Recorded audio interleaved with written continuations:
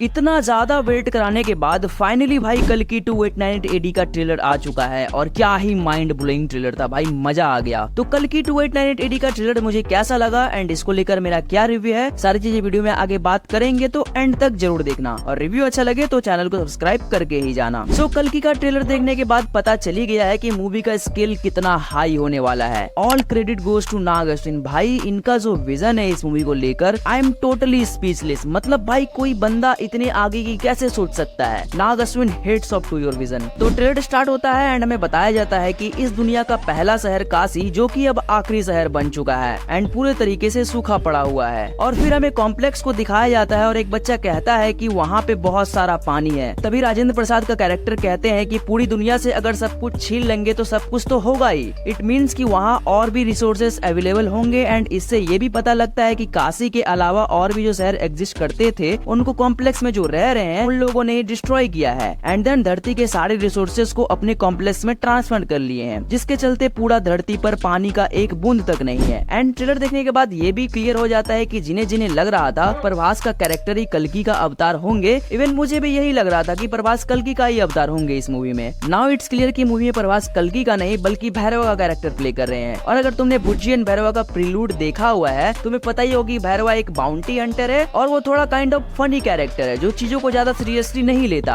और ट्रेलर से भी हमें यही पता लगता है जब वो कहते हैं सुबह सुबह क्यों उठा दिया, वो कितना अच्छा कॉम्प्लेक्स ही सपने देख रहा था। और ये वाला जो कॉम्प्लेक्स का सीन है मुझे ऐसा लगता है कि ये सिर्फ भैरवा का एक सपना है, क्योंकि भैरवा जिस कॉम्प्लेक्स में जाने का सपना देखता है उसे लग रहा होगा कि कॉम्प्लेक्स बिल्कुल ऐसा ही दिखता है जहाँ पे भाई बहुत सी हरियाली होगी और भी बहुत सारी चीजें। लेकिन कॉम्प्लेक्स की रियलिटी तो कुछ और ही है, जहाँ पे भाई प्रभास अभी भी कॉम्प्लेक्स जाना चाहते हैं लेकिन वहाँ जाने के लिए प्रभास को 1 मिलियन यूनिट्स चाहिए जो कि उसके पास नहीं होते हैं। तभी प्रभास को मिलता है 1 मिलियन यूनिट्स का एक बहुत बड़ा bounty, same exact amount of complex जाने का। और ये बाउंटी किसी और का नहीं बल्कि दीपिका पादुकोण के कैरेक्टर का होता है। प्रभास को इतना बड़ा बाउंटी मिलने के पीछे क्या कारण है ये हमें आगे पता चलता है। अगर तुम इस बाउंटी वाले डिस्क्रिप्शन को ध्यान से पढ़ोगे तो पता चलता है कि सम 80 नाम की एक सब्जेक्ट यानी दीपिका पादुकोण जो फर्टाइल लैब ग्रुप की एक पार्टिसिपेंट थी, जो यहाँ पे ईयर 2886 से रह रही थी और वो इनफर्टाइल थी, मीन्स की वो प्रेग्नेंट नहीं हो पा रही थी। लेकिन अब वो 150 डेज यानी 5 मंथ्स की प्रेग्नेंट है और कॉम्प्लेक्स में हो रहे क्लासिफाइड मिशन के लिए बहुत ही इम्पोर्टेंट है। तो ट्रेलर में जैसा हमें दिखाया गया है कि दीपिका पादुकोण के गर्भ में जो बच्चा पल रहा है वो भगवान कल्कि का अवतार है। और जैसे ही दीपिका को इन सब के बारे में पता लगा होगा वो सोच रही होगी कि अगर वो अपने बच्चे को इस जगह जन्म देती है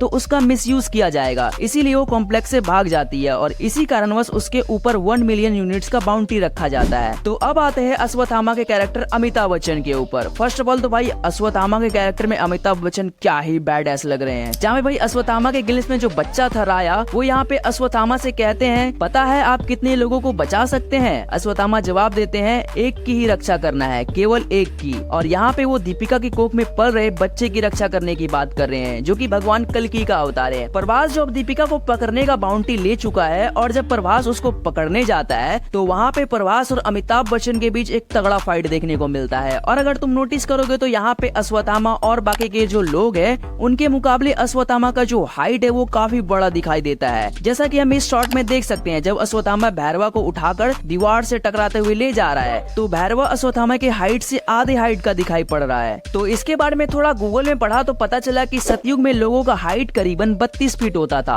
और फिर त्रेता युग में घटकर 21 फीट हो गया और फिर द्वापर युग में घटकर लोगों का एवरेज हाइट 12 फीट हो गया। और अपने अश्वत्थामा जी द्वापर युग के हैं तो उनकी हाइट करीबन 12 फीट तो होगी। मतलब भाई नाग अश्विन ने मूवी के डिटेलिंग पे कितना बढ़िया काम किया है। और मैं प्रभास के सूट पे बात करना चाहूंगा। अगर तुमने थॉर द डार्क वर्ल्ड देखा हुआ है तो उसमें जो मैलेकित के कैरेक्टर का सूट था वो भैरवा के कैरेक्टर के सूट से काफी सिमिलर लग रहा है। और एक बात जो मेरे दिमाग में चल रहा है कि दीपिका के कोख में जो बच्चा पल रहा है कल्कि भगवान का अवतार, वो एक एक्सपेरिमेंट के चलते उनके कोख में आए हैं। इट मीन्स कि वो एक एक्सपेरिमेंट के तौर पे पैदा हो रहे हैं। तो ये थोड़ा कंट्रोवर्सी वाला मामला नहीं हो गया? खैर भाई तुम इसके बारे में क्या सोचते हो मुझे कमेंट्स बॉक्स में जरूर बताना। एंड ट्रेलर के एंडिंग में जो कमल हसन के कैरेक्टर को दिखाया गया, भाई साहब पूरे ट्रेलर का पीक मोमेंट था जब वो कहते हैं डरो मत, नए युग का आरंभ होने वाला है। मूवी में कमल हसन के कैरेक्टर का नाम कली नहीं दिया गया है, उनको सुप्रीम यास्किन के नाम से बुला रहे हैं। और भाई ट्रेलर देखने के बाद मूवी देखने का एक्साइटमेंट लेवल और भी ज्यादा बढ़ गया है। और रूमर्स तो ऐसे भी आ रहे हैं कि मूवी के रिलीज के 10 दिन पहले एक और ट्रेलर को ड्रॉप किया जाएगा, तो देखते हैं क्या होता है। खैर भाई इस ट्रेलर को लेकर मेरा जो रिव्यू था वो मैंने दे दिया है। बाकी तुम मुझे कमेंट्स में जरूर बताना तुमको ट्रेलर कैसा लगा